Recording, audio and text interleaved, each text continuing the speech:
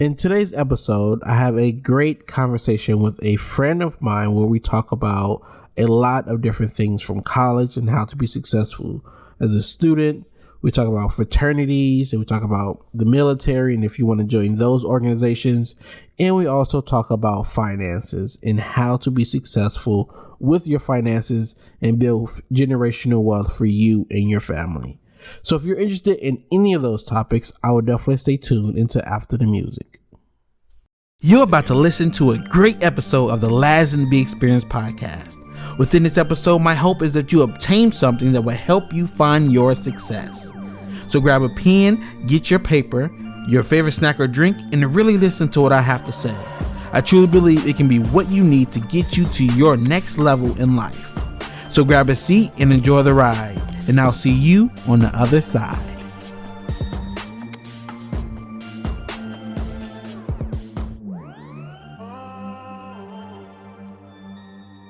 Welcome back to another episode of the Laz and B Experience podcast. Thank you for tuning in. I have another special guest for you guys today. And as always, I know I say everybody is a special guest, but everyone is a special guest because I picked them out personally because I feel like they can add a lot of value to your life and help you be successful. So today I have a guest who I went to high school with. We were in high school band together, and now we're off doing other things and hopefully things that can help you be successful. So without further ado, I want to introduce my guest for today, KeJuan Crump. How are you doing today? I'm doing pretty well. How about you? Not too bad. Been a pretty crazy day, but it's a day. Definitely, I understand that. Definitely. So today, if you couldn't tell by the title of today's episode, we're gonna dive a little bit into college, talk about fraternities, and then also about finances to hopefully help you with all three of those if it applies to your life. So let's first start off with if you can just tell us a little bit about who you are and like kind of your background and why you the person we should be talking to when we talk about college, fraternities, and finances. All right, so I'm KeJuan Crump, like you said. We went to Proviso West High School together. From there, I went to Western Illinois University, which I studied law enforcement and justice administration. I had the aspirations of becoming an FBI agent.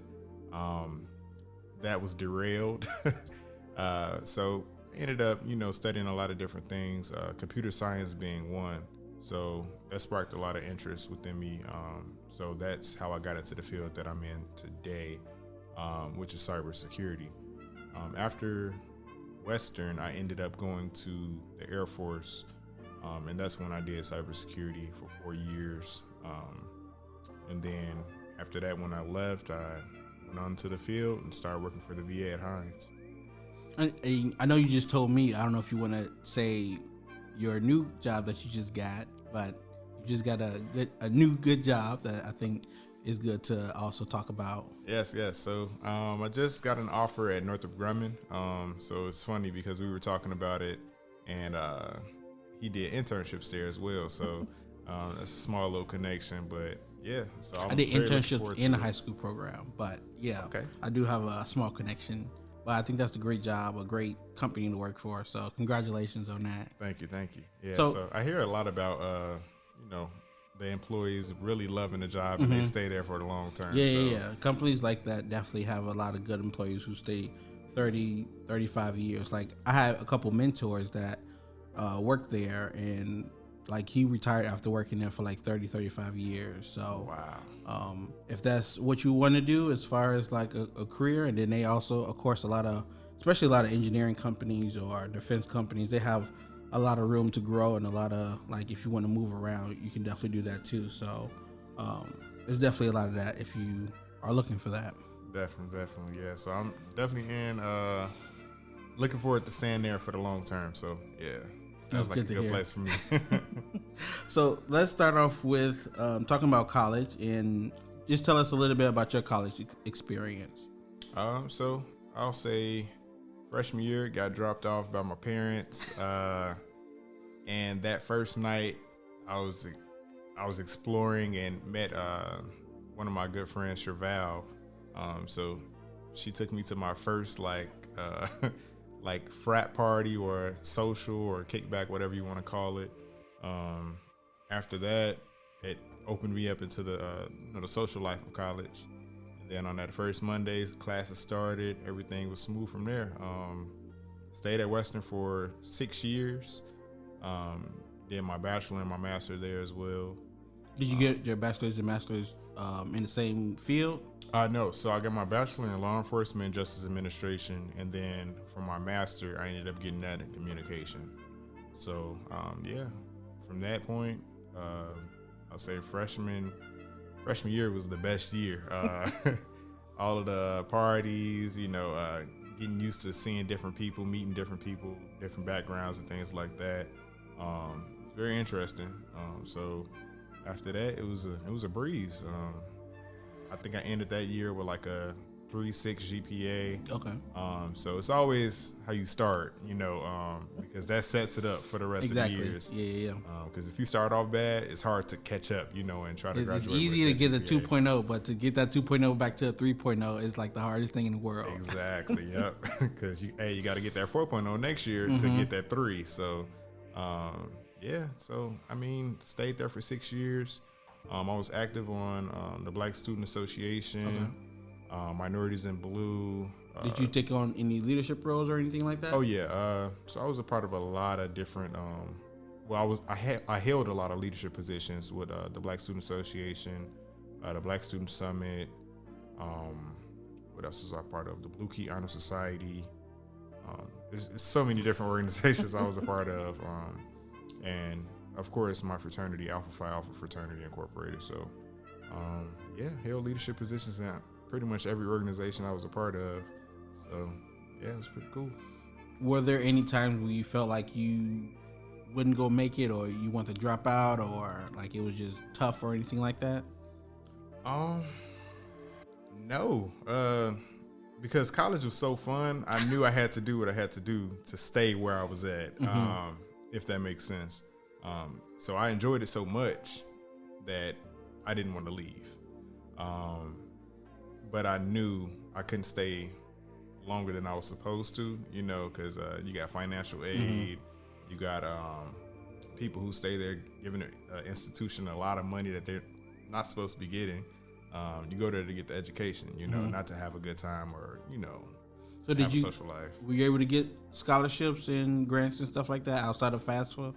Yeah, so I got a scholarship from the Black Alumni Committee. So Western is PWI, a predominantly white institution. So our BSA, or Black Student Association, is very prominent with the Black community. So they had a scholarship I did. I applied for a scholarship for Omega Psi Phi.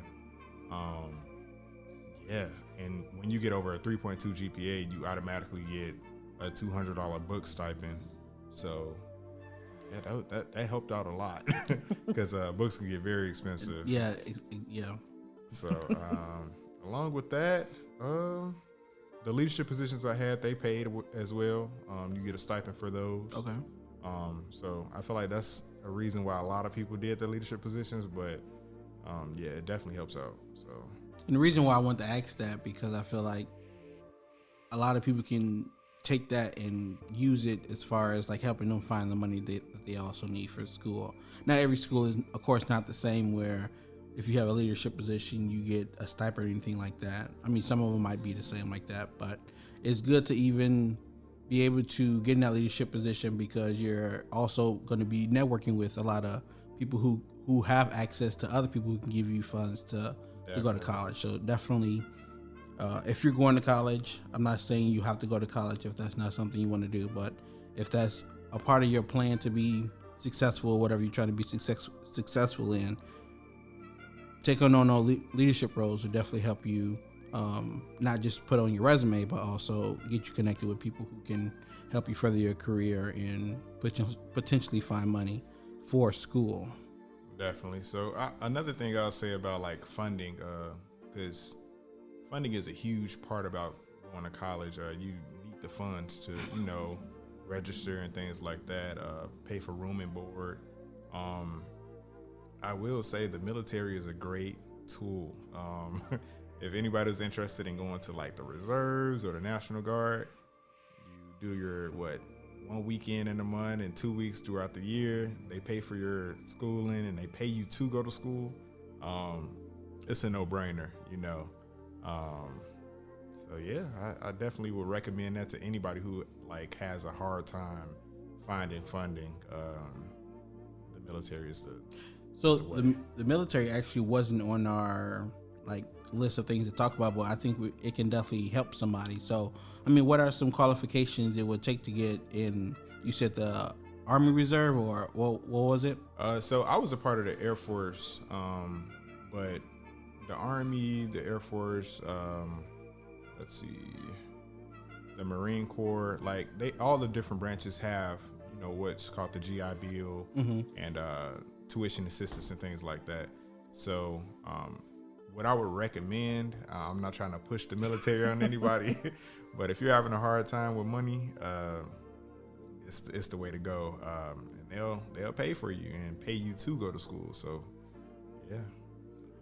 I mean, with the military, like what are some of the requirements beforehand, like before they can even sign up? Okay, yeah, I forgot about that part. So basically, you have to be, I'll say like 17 or 18. 17, you need to have permission from your parents. You take the ASVAB. It's a test that basically measures your mental capabilities. It's something like a standardized test. You take it on a computer and things like that. But once you take that test, it tells you what type of jobs you can, you know, apply for and things like that. So you make this like dream sheet thing. You put 10 jobs on there. And yeah. Do they give you a list of different jobs, or like how do you know the different jobs you can potentially do? Yeah, so it's a book. Basically, once you get your score back, they say, okay, you got I think the highest is a 99. They say, okay, you got an 85 on it. Okay, cool. So these are all the jobs that you can get with the score of an 85. So once you go through those jobs, you pick the ones that you feel interested in, and yeah, just go from there. They'll call you and let you know. Usually it's whatever job comes up first. But if you don't want that job particularly, you can say, okay, I'll wait it out or stay in the delayed entry program. So when you was in the Air Force, what are some things that you had to do? So you said you went to the Air Force after you graduated college, or?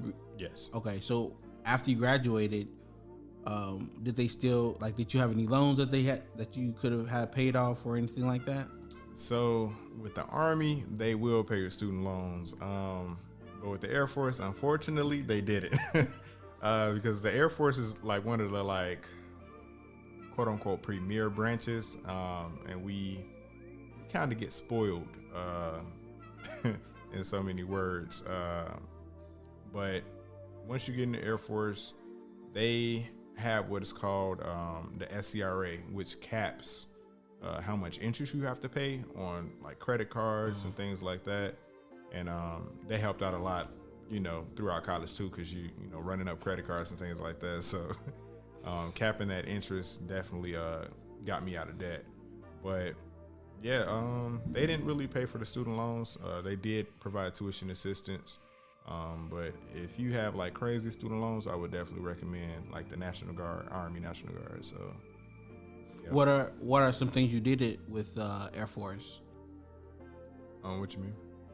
Like your job or whatever. Oh, okay. So I did cybersecurity in the Air Force. Did that for 4 years. Worked on some information security, computer security, and emanation security as well. It's a lot to go into. The cyber world is huge. Mm-hmm. I've also did leadership positions with our booster club and things like that as well. Did a lot of volunteer with like the Special Olympics and things like that. So the Air Force definitely opened up a lot of doors.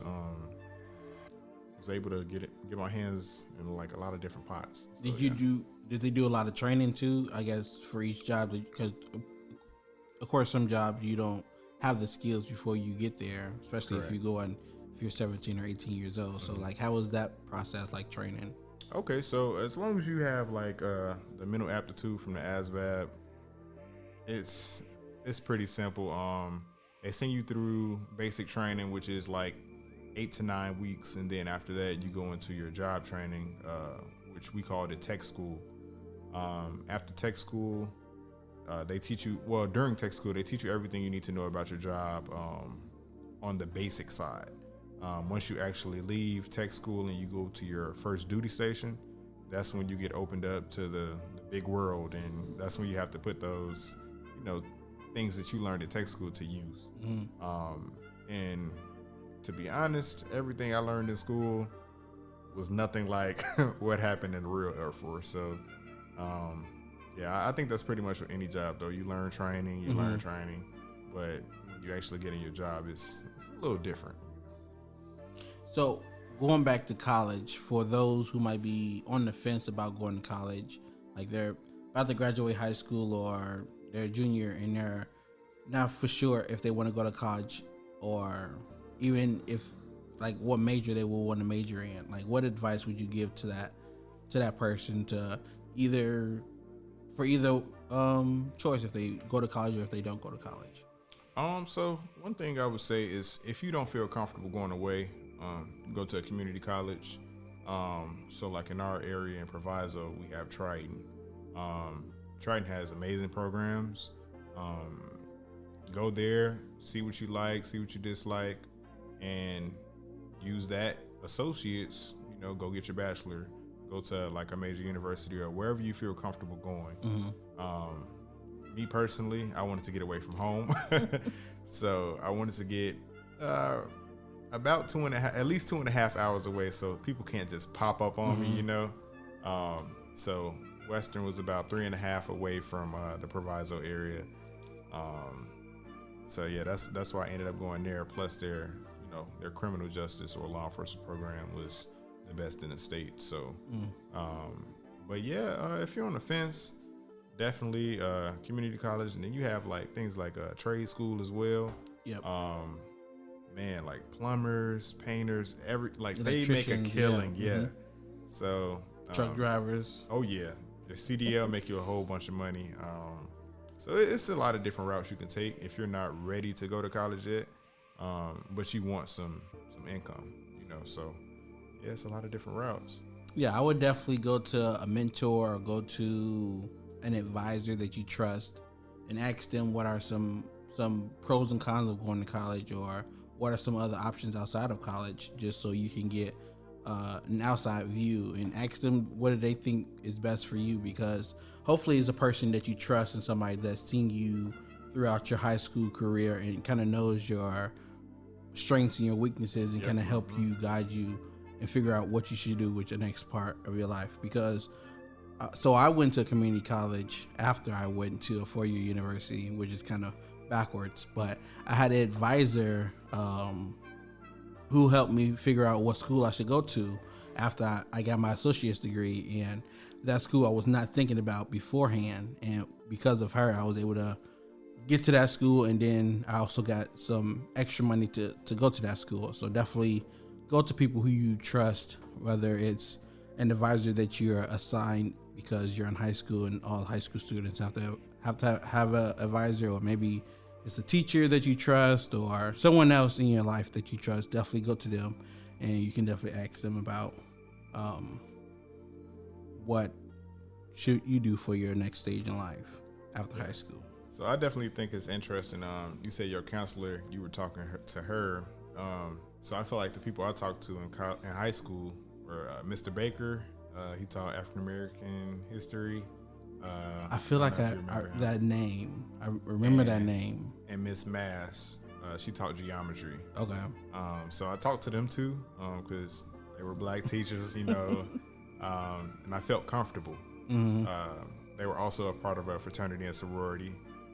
Didn't know much about it then, but as time went on, started learning more about it. But just talking to them about college and their experiences, that definitely helped me on my path, and what college I chose and things like that. So going to college, what are some things you wish you knew beforehand of course, that you know now that you wish you knew going into college? So I feel like everything comes back to money for me. So one thing I definitely would have wished I would have, well, I wish I would have knew is the dorms are a ripoff. So basically, they charge you all this money to stay in the dorms. It's a community lifestyle, and it's way cheaper to basically have your own apartment and pay for your groceries and things like that instead of paying for the cafeteria food, things you might not like. Now, the one thing about getting an apartment is now that's your responsibility. Yeah. Now, some schools have apartments that are really close to the campus where they kind of work with you when you have like financial aid, and then you can use that to pay for your apartment. But if you don't pay your rent on time, like, you will get kicked out. Right. Definitely gonna get that 30-day notice.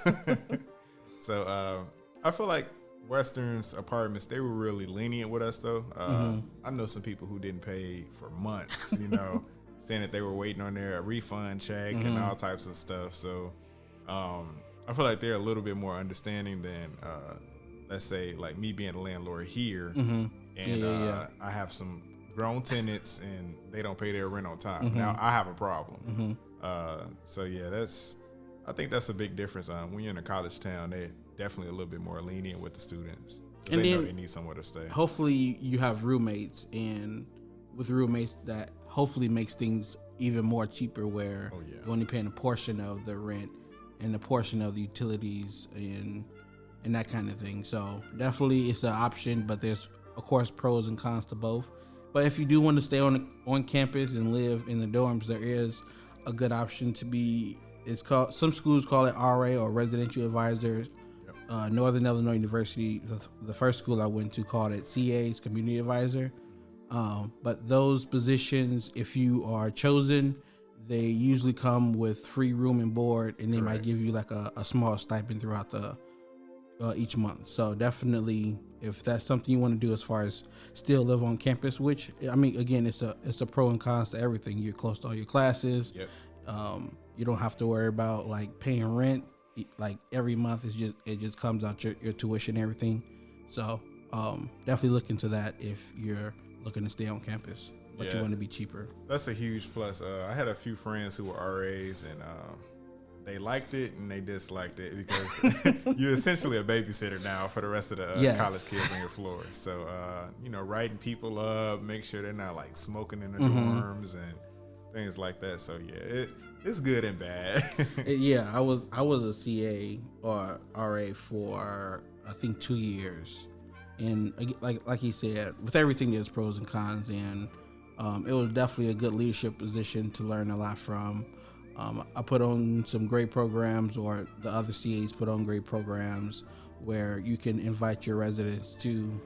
But it is that one thing where you kind of like the babysitter of your floor, where every night you might not have to do rounds every night, but someone is doing rounds every night, where if it's 10 o'clock and you can hear a room down the hallway, you got to go knock on their door and make sure that they're being quiet. And if they're drinking and they're underage, you have to write that stuff up. And so it can be a lot, but sometimes it can be worth it too. Oh yeah, for sure. So while in college, what are some things you think students should be, we kind of talked about it a little bit, but what are some things you think students should be working on outside of getting their degree, just to make sure they stand out when they're looking for opportunities after college? Okay, so I'll say 1 is social skills, 2,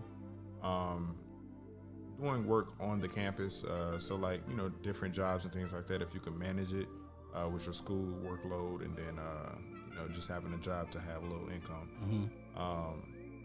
So yeah, like I had a job, and it teaches you like responsibility, especially if you haven't had a job in high school. You kind of get used to, punching in and punching out. I was a student manager, so telling other students like how to do certain tasks and handle certain things. So yeah, I think that'll be my main thing for what people should be learning, while they're in college, while they're there outside of their degree.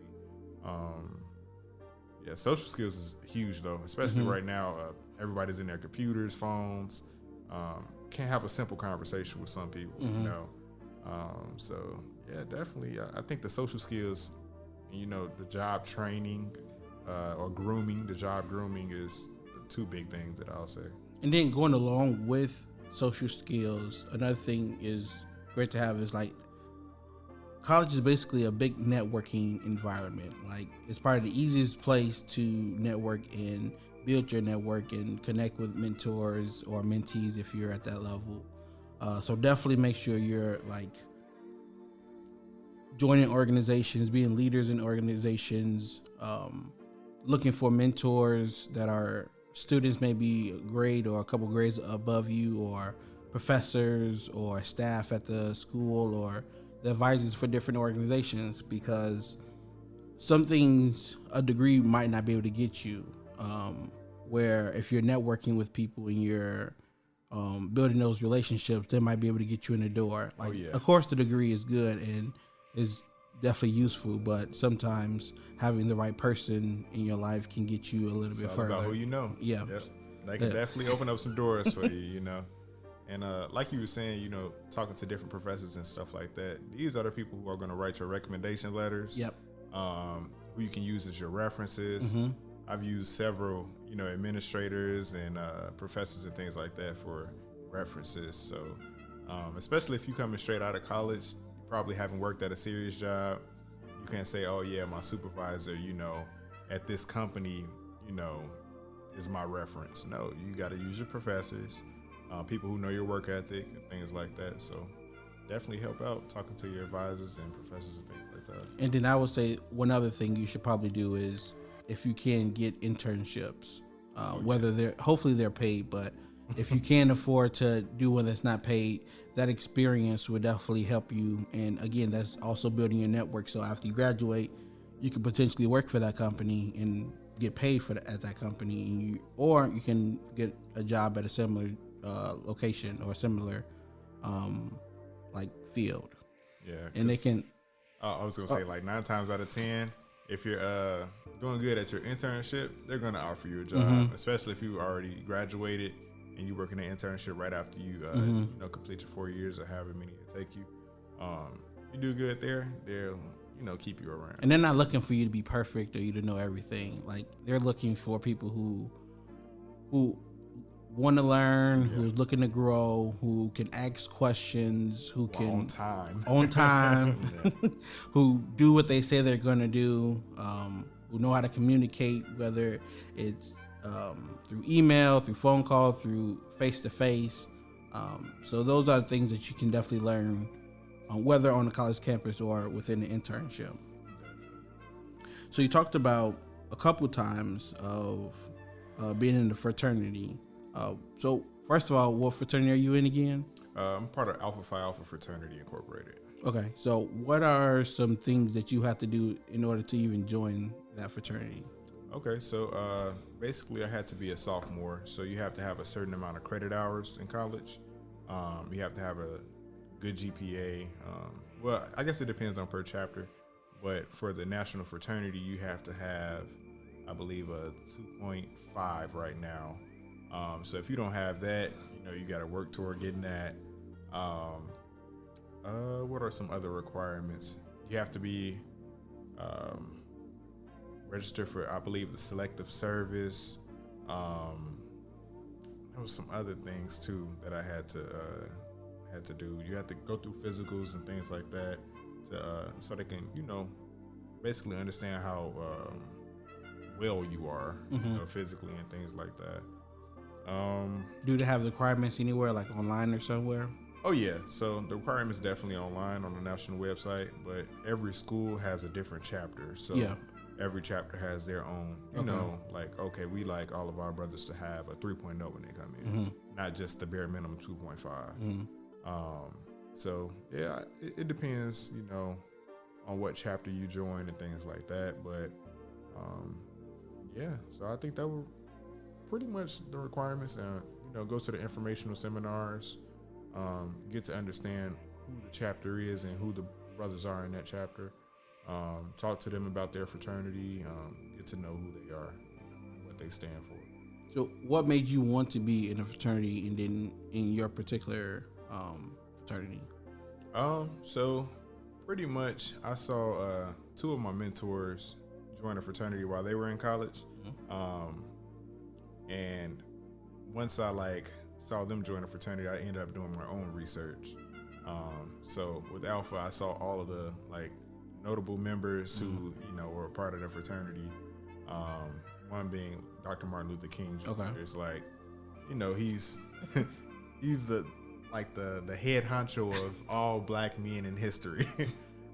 So yeah, just basically doing my research and seeing how the brothers of that fraternity moved on campus. So I feel like that played a big part in me choosing which fraternity I wanted to be a part of. Seeing the different fraternities and seeing how they did things at parties, academically, how well the campus liked them and things like that. So that definitely molded the reason why I chose my fraternity. So, what are some things that after someone joins your fraternity, they can expect to be participating in while they're in college? So our big thing was community service, academics, and hosting different seminars for people to understand about safe sex, voting. We have a bunch of national programs that we participate with. March of Dimes was another one for premature babies and things like that. Okay. So we were a part of a lot of different programs, and just making sure we're uplifting our human race. So yeah. So we talked about there's a lot of pros and cons to pretty much everything that you do. What are some for joining a fraternity? So pros, I would definitely say the number one is networking. Once you put those letters on your chest and you say that you're going to do what you want to do to uphold that fraternity, you meet a lot of different people, and you meet people in your field, outside of your field. And I'll say one con is probably stereotypes. So, everybody on social media has their own little stereotypes with each fraternity. Like with Omega Psi Phi, they're known for being nasty and just a dog. The Kappas, they're known for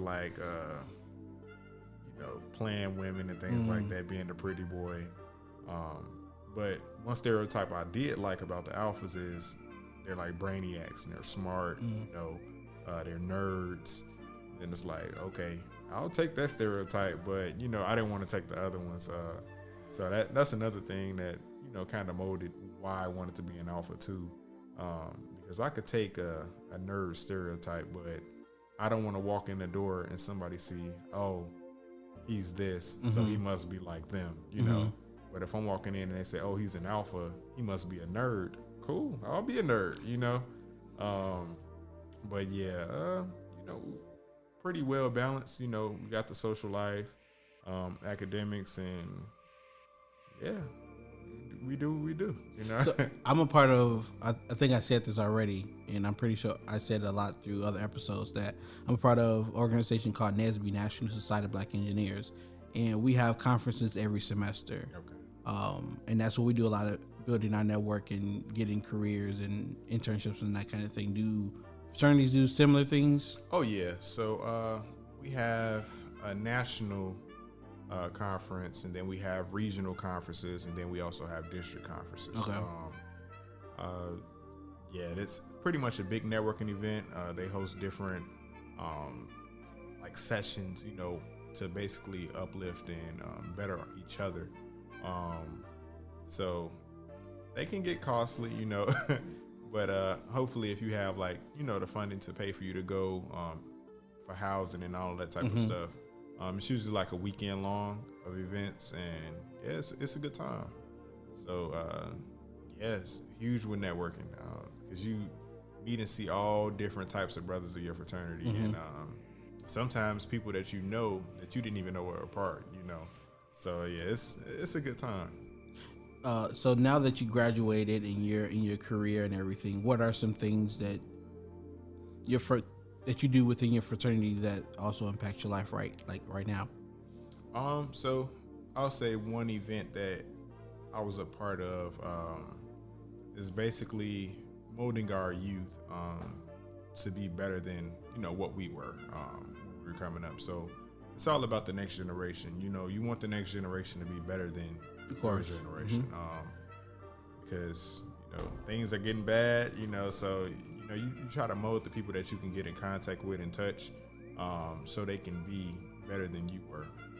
So basically, we had an event, and it was about teaching young men how to be men.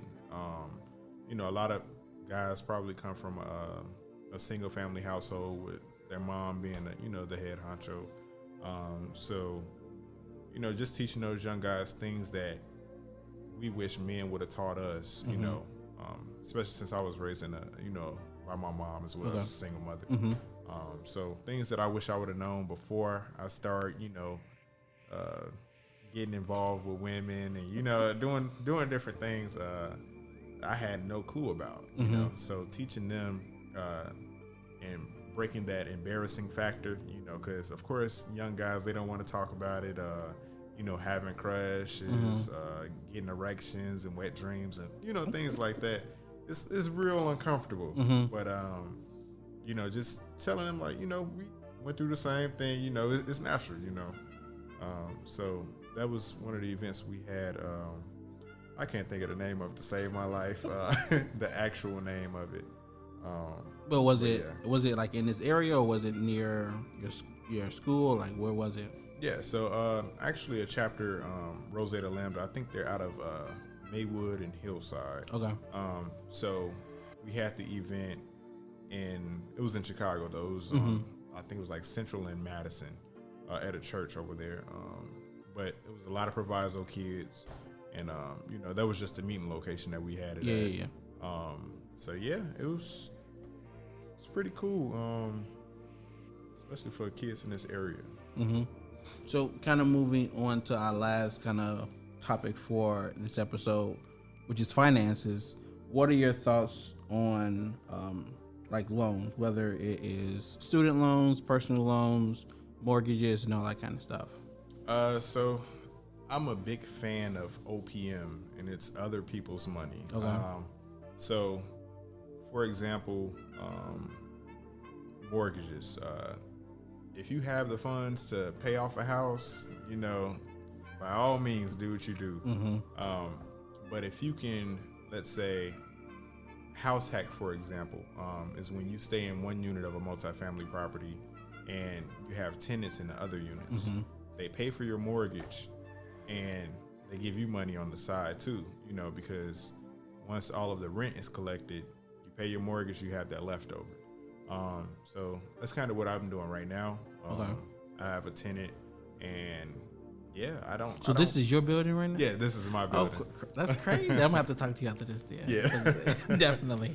Yeah, so I think that's a big deal, because the interest rates, they're rising right now, but I solidified mine at a 2.5, and it's like that's dirt cheap, Did that have anything to do with you being in the military? Yeah, so actually I used the VA loan. Okay. And the VA loan, you get your property, you pay no money down, so you don't have. So that's pay another down pro payment. For those who are interested in being in the military. Oh, definitely. So the VA loan is, man, it's a no-brainer. As long as you have the income and you have a decent credit score, you walk right in your building, not putting anything down. I actually received a check back from my closing. So yeah, it was a good time, man. To not have to pay mortgage or rent, because your tenants are paying it for you. You can't beat that. Definitely. Yeah, that's actually something that I want to do when I start looking at my first property. Yeah. Once I finish my degree. So I would definitely have to keep that in mind and keep you in mind when I'm in that position. Yeah, but oh yeah, as far as personal loans, if you need a personal loan, it's cool, but I would definitely recommend paying it off before the actual term of the loan, because that's when you pay them all that interest. Yep. So I haven't really used personal loans myself. I actually just applied for a home equity line of credit though, which is like a big credit card based off the equity in your property. So I did apply for that, received that. So that's, another tool in my book. I can go ahead and use that OPM. And the interest rates are super low compared to a personal loan, because you're pretty much putting your house on the table if you can't, if anything goes left. So that's one. Credit cards, pro credit card. I pay everything with my credit cards, because let's say you use your debit card, somebody gets your numbers. It's hard for you to get that money back. But with a credit card, it's much easier, because you can mark it as, fraud, and they're going to give you your money back, So now, when you say you pay everything with credit cards, can we first also say that you have the money to pay for it? Oh, yeah. Correct. Okay. Yeah. Because some people be like, oh, if you got credit cards, I can get credit cards and pay everything with that and did not worry about it. So no. So use credit cards because of the benefits of it, but he has the money before, so he can actually pay off the credit card. Right. So how I do it is I don't spend anything on my credit card that I can't pay off the statement balance. So that's another thing, another little tip. If you pay on the statement balance date instead of paying on the due date, it'll raise your credit score. And when is when is usually the statement? Is it like a few days before, a week before the due date? So every card is different, and every person is different. So you would have to look on your statement that comes out and see when that statement ends. Okay. So that's the date you want to pay on, because pretty much it doesn't record that that balance and send it to the credit bureaus. So if you pay it then, it'll raise your credit score because it looks like you're paying early. I don't know. It's just some type of finesse that, people use. But yeah, like he said, I do not pay anything on my credit card that I can't afford to pay off that next month when the statement closes, because I'm not trying to deal with the interest. So if you're in college right now and people are trying to give you credit cards, I would say don't do that. Well, I'll say spend what you can make. Well, that's what I'm trying to say, because a lot of people look at, they might have a credit limit of $1,000, but they're not making $1,000 a month, especially in college. So that's true. That's true. Definitely, if you're not making more than the limit on your card, you definitely probably shouldn't get it. Yeah. So I would say you want to keep your credit limit. You want to spend no more than 30% of your credit limit. So if your credit limit is $1,000, you shouldn't be spending $301. Keep it at that 300 and less. I actually like to do 25%. Okay. Just so I have that wiggle room, if anything was to happen. But funny story, I had a Walmart credit card in college while I was in grad school, and my mom was actually paying the bill. So when you turn 21, you start drinking a little bit. My mom was looking at all the different charges on the credit card. She said, "Oh, so you're down there having a good time. Okay, you pay this bill by yourself now." Man, I was down there buying gas, food. Before I knew it, I had like a $5,000 balance. And that goes into the SCRA that I talked about before with the military. So I was paying all this interest, and when I came home, I had started doing Uber to try to pay the balance off, but I was still swiping the card to get the gas to do Uber. Little do I know,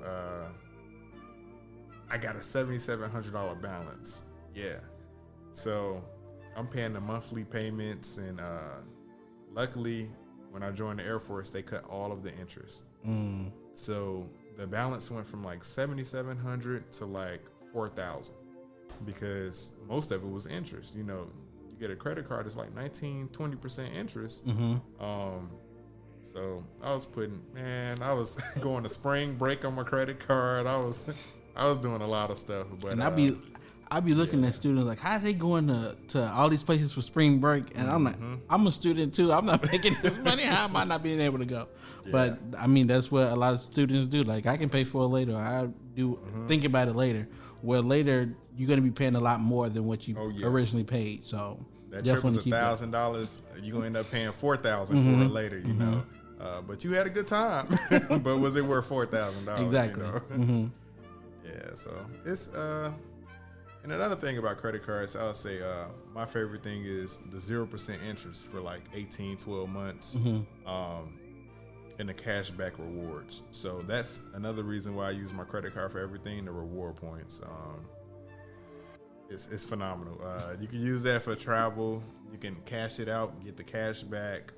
And these rewards you only get if you're paying back the money, correct? It's not like if you're swiping, and you have no money to pay it back, and they just give rewards. Oh yeah, exactly. Yeah. So once you pay those bills off, you'll start getting the reward points, and you can't beat like you sign up for a credit card and they give you 18 months with no interest. Now don't run up the card, you know, but you know it just gives you that extra amount of time because you have to make the monthly payments, but you're not paying any interest. But after the 18 months, they will tack on all that interest that you know, basically built up if you don't pay that balance off. So if you don't, would the interest be just based off what's left or what you actually spent? Like, let's say you spend, I don't know, $2,000 and you paid $1,000 off before the 18 months. Will the interest be or the amount of interest, would that be based off the $1,000 you had left, or the $2,000 that you actually spent? So I believe I can't quite remember, but I know with some cards and some programs, they charge you all the way from the date that you got the card, or the loan. So for example, you know, people use Failco, get their roof and things like that replaced. They give you a 0% for, let's say, 24 months. So if you pay off that balance within those 24 months, you're good. But if you have anything left over, they're going to tack on their interest from the time you got that loan all the way up into those 24 months. So you're going to be paying all that interest back. So, and I feel like that's how a lot of credit card companies get people, because people see, okay, I got 18 months to pay this off, but you're not trying to pay it off every month. You just go try to wait until the last couple months where it's almost impossible for you to pay it off. So. Now you're in a bind trying to pay it off, you know, robbing Peter to pay Paul. So yeah, it's definitely it's good for people who know how to manage their money, but for people who spend frivolously and, you know, don't control their finances well, definitely wouldn't recommend a credit card. I was going to say, like, if you already don't manage your money or don't have a budget or don't have an expense sheet to know what money's coming in and what money is going out, then you definitely shouldn't be trying to get a credit card, because that's just going to make things worse. Oh, yeah, for sure. So what tips do you have for people who just started college about, like, personal finances? Like, and that can be credit cards, that can be loans, that can be investing, that can be budgets that we just talked about. Okay. So let's say you do have a job and things like that. You do have stipends coming in and, you know, some type of income. I would suggest people get an Acorns account. That's not a plug for their company or anything like that, but it's super easy. You get your Acorns account and you control how aggressive you want to invest.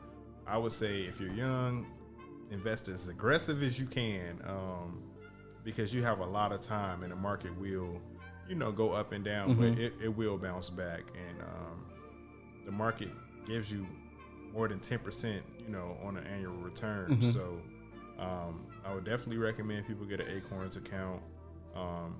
You can either put like your change in there, so you can do like roundups. So let's say you spend $5.50, the extra 50 cents will go into the Acorns account, or you can do like a weekly investment, monthly investment, or something like that. But any little bit counts, you know, especially when you're young. Oh yeah, for sure. Because the earlier you start, the better off you are. So, yeah, definitely start early. Because you don't want to start investing when you're 30 and you planning to retire at 55. It's like you're gonna have to make a lot of money and put a lot in the in the markets and things like that to try to get. But if you are 30 retirement. and you just starting to invest, you should still do it. Don't let just because you're a little bit older stop you.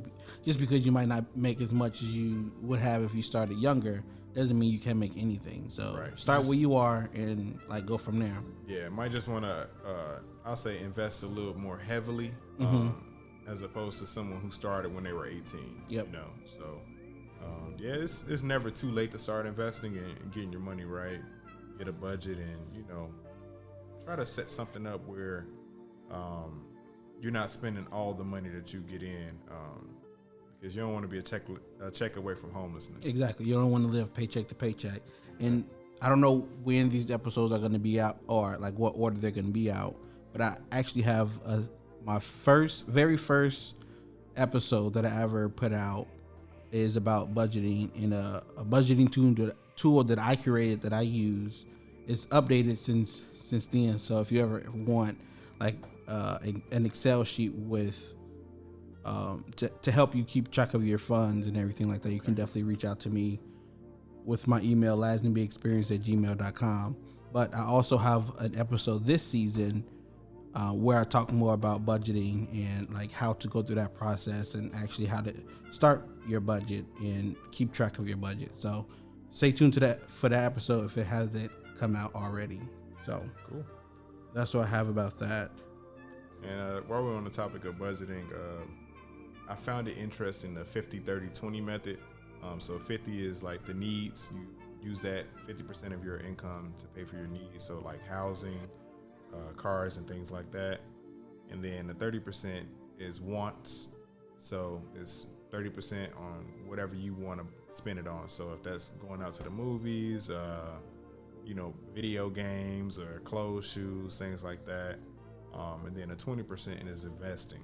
So, you invest in your crypto or, S&P 500 or real estate or whatever you want to invest in, use that 20% for that. So that's a quick little budgeting tool that it may work for some, but it may not work for, a few others, depending on how expensive, like, let's say your rent is and things like that. Yeah, definitely. So if you're spending more than 30% on your housing, you need to revisit your budget and look at your income. Or find some roommates. Yeah, find roommates. That's a huge tool right there. Yeah.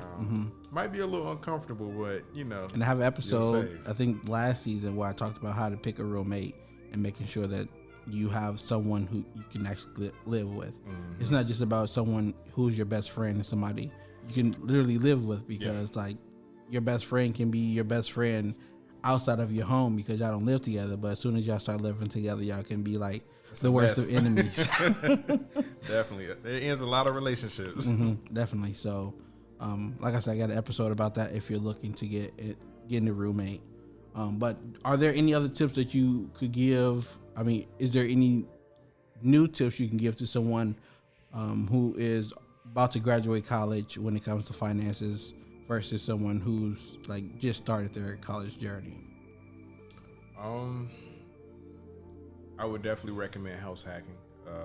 So if you're gonna move out move out of college, the college town, things are more expensive, in the cities and things like that. So once you land your career or your job, definitely try to buy you some real estate. Get you a 4-unit property, stay in one of the units, and collect the rent from the other 3 tenants, and use that so you don't. That's one less expense that you have.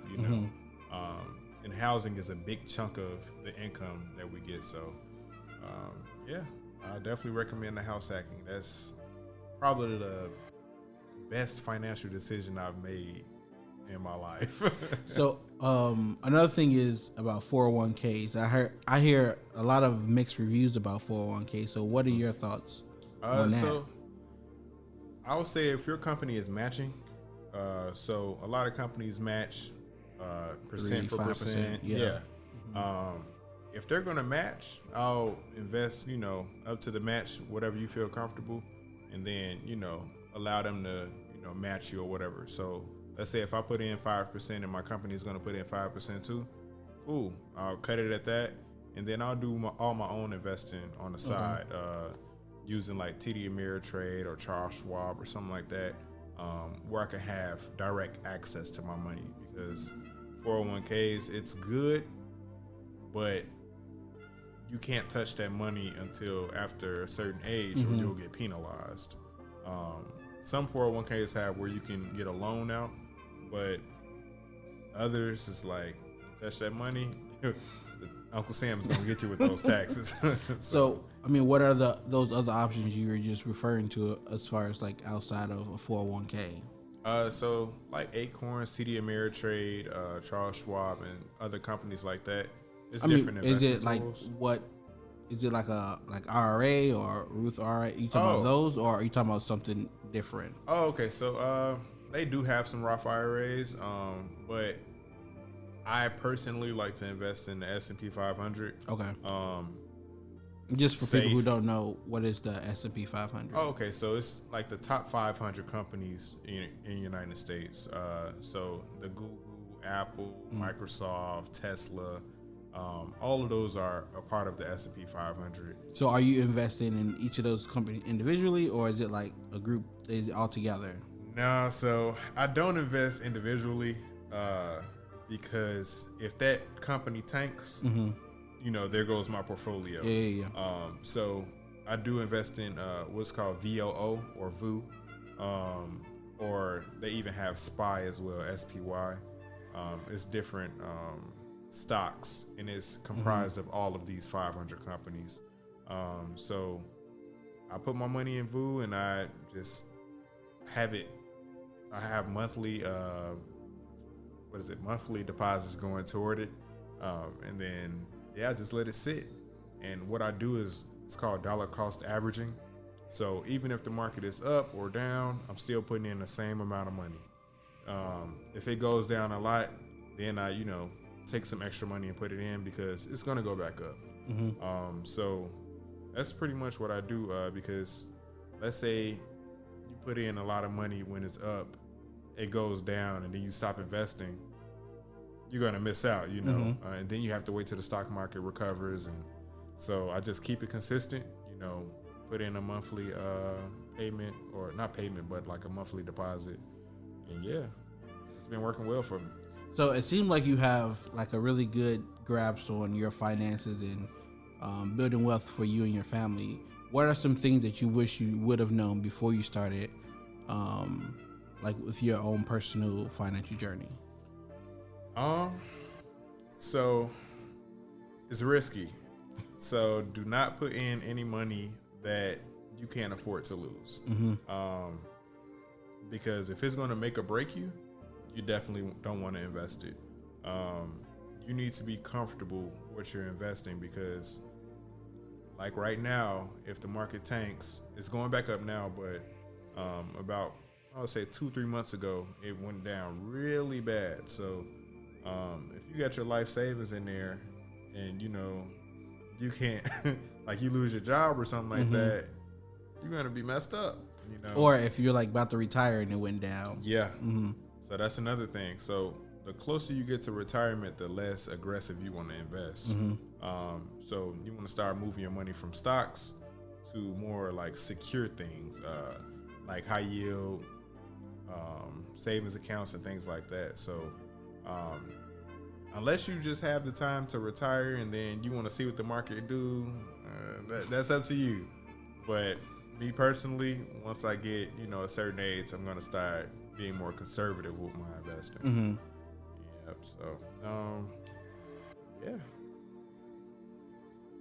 I think we kind of talked about this already, but is there anything else you can say when it comes to like how can someone use their like loans or you said other people's money and credit cards to help build their wealth? Let's see here. So like we said with the house hacking, that's another tool. Is there anything else outside of, I guess, real estate that you could possibly use, like loans and credit cards for, as far as to help build wealth? To help build wealth, it becomes risky when you're using things that has an interest rate to invest, because you want to make sure the return on your investment is higher than the interest rate that you're getting the money from. So basically, I don't loan money. Well, I don't take loans out to invest. Okay. Because if it flops, then you're you're kind of messed up. You got to pay for all of that. Yeah. Exactly. So I will say, like, business owners and things like that, they have to take out a loan, and it's risky. Yeah, definitely. Because you don't know if your business plan is going to work or not. And I definitely have some ideas where I'll need to pull some money out to create the business, but it's just a risk you take, and personally, I'm just not a fan of big interest rates. So anything above 10%, like that's just crazy to me. Especially if I'm not paying it off like right away. Same with car loans, auto loans. Like if you're above a 5%, man, you need to pay that thing off as soon as possible and try to raise your credit, refinance that loan. Exactly. Because 5% is a lot. And I'm not even gonna lie, like the car that I have now, when I first got it, my rate was like at 12.7%. But luckily, I mean, I paid every month and everything, and after I think maybe a year or so, I refinanced, and it went down to like 5%, And then I think I said this before in another episode, but since this summer, I did a lot of Ubering, and now it's actually paid off, so I don't even have to worry about it anymore. Congratulations! Yeah, man. thanks. Yeah. So that's the move. If you have a high interest rate with anything, you definitely want to tackle that aggressively. Don't just let it sit there, because you're gonna end up paying these banks more and more money. And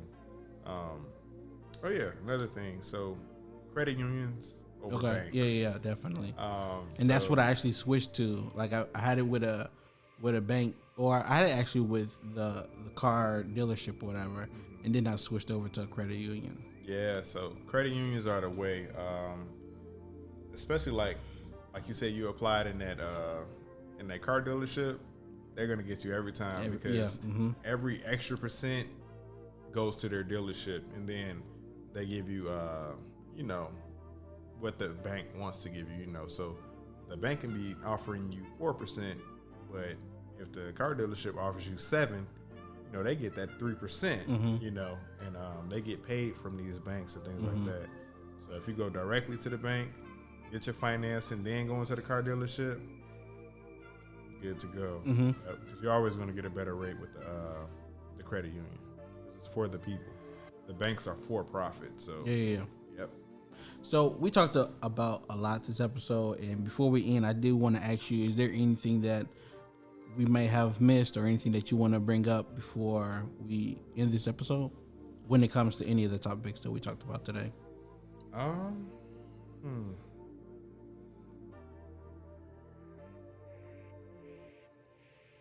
Yeah, I'll probably say don't procrastinate. That is one of my biggest challenges, waiting to the last minute. Working on it. I'm working on it. Like, I've been doing pretty good, throughout life, but I've had a lot of favor in a lot of situations, and it still hasn't caught up with me yet. So if you can just like assess your time and properly plan, to get things done, because procrastination will kill you. Yeah. And I know people like me, I like working under pressure, and that's I feel like my biggest problem, and why I procrastinate, because I don't feel the pressure. So yeah, like I would say, do not procrastinate. That's probably my number one, piece of advice: do not procrastinate. I mean, if you like to work under pressure, because I feel like I hear that a lot when people say they procrastinate, and I procrastinate a lot too, but I don't like working under pressure, so I don't know why I procrastinate. But I mean, if you need that pressure, give yourself that pressure. Like, even though a deadline might be a month from now, say I need to finish it in 2 weeks or something like that. Set a personal deadline. Yeah. So definitely, if you need that pressure, set it for yourself. Don't let the actual deadline be that pressure for you. Because if something happens and you're not able to meet that deadline, especially if it's dealing with work, that could be your job. That, and then if it's dealing with school, it can be whether you pass that class or not. Oh yeah, definitely. So yeah, man, in college I definitely had some long nights. I would have like 10, 12 page papers to do and be up the night before doing it. And I'm up like 24 hours with my Red Bulls and, just trying to hammer it out. But that would be probably my biggest weakness and my number one piece of advice, because I know how, procrastination makes people feel and things like that. So. And with this last question, I know it might also be procrastination, but if you can think of anything else, what is one or two things that you think people should definitely remember from this conversation? And again, dealing with any of the things that we talked about today. So one, I would say, use other people's money. I'm not a big fan of spending all my cash, because let's say you have a rainy day, you don't have that cash. You don't have that nest egg, as people called it. So I'm a big fan of using credit, but I'm also a big fan of paying my bill off. Exactly. At that statement date, because I don't like interest. But there is good and bad debt. So I'm all for good debt. I stay away from bad debt. So what would you say? What is good debt and what is bad debt? Because I follow someone on YouTube. His name is Anthony O'Neill, and he used to work for Dave Ramsey. And they talk about debt-free life, basically, where you're not taking any debt. For them, all debt is bad debt. Yeah. And they have this have emergency funds, work on not using any credit cards or taking out any loans, pay off all your debt with the snowball effect, all that kind of stuff. So, I mean, it's different for everybody. Everything don't work for everyone. But when you talk about good debt and bad debt, what is that difference? So I would say a good debt is like a mortgage, and a bad debt would be like a credit card. So a mortgage, you're getting equity in your house. The longer you have your property, the property value goes up and things like that. But with the credit card, you swipe. Let's say you go to Neiman Marcus and you buy you some Balenciagas, and you swipe that credit card and you're paying on it monthly, chopping the payments up. You're paying 20% interest. You paying more than what it was really worth. Exactly. It's like for these $1,000 pair of shoes, now you done paid, $3,000. It's like, is it smart? Just for you to have those shoes to flaunt on social media or whatever the case is, So that's what I mean by good and bad debt. Anything that's going to appreciate or get you some value is good, and I'm definitely for getting property, and using, a loan, because it's going to appreciate and it's going to put money back into my pocket after I pay that mortgage off. So, yep, that's my thing. I do want to say thank you again for coming in. I think this is a lot of great information. If it's not for anybody else, definitely for myself. But before we end, I do want to ask if there's anything that you might want to plug or you want to shout out or anything like that before we end this episode. Just like to shout out my family, my loving wife, Kayla, my 2 kids, Kendra and Cadence. And yeah, just have a loving family, loving fraternity. 06 to the bros, But yeah, that's about it, man. Well, again, thank you for your time and your knowledge that you gave a lot of us or all of us. In the end, for the listeners, thank you guys for tuning in, for listening, and for subscribing to my podcast. Hopefully you learned a lot for this episode and can use it to help you be successful within your life. And as always, continue your journey until you reach your success. Thank you for taking the time to listen to this episode of the Lazenby Experience podcast. I really hope you were able to receive valuable information that will help you take actionable steps to get you closer to achieving your goals. If this is true for you, I would really appreciate it if you share this episode with others, comment your thoughts, and subscribe to continue receiving updates on new episodes. I truly am excited about how my experience, the Lazenby Experience, can make a difference in your life. Again, thank you for listening to the Lazenby Experience podcast, and until next time, continue your journey until you reach your success.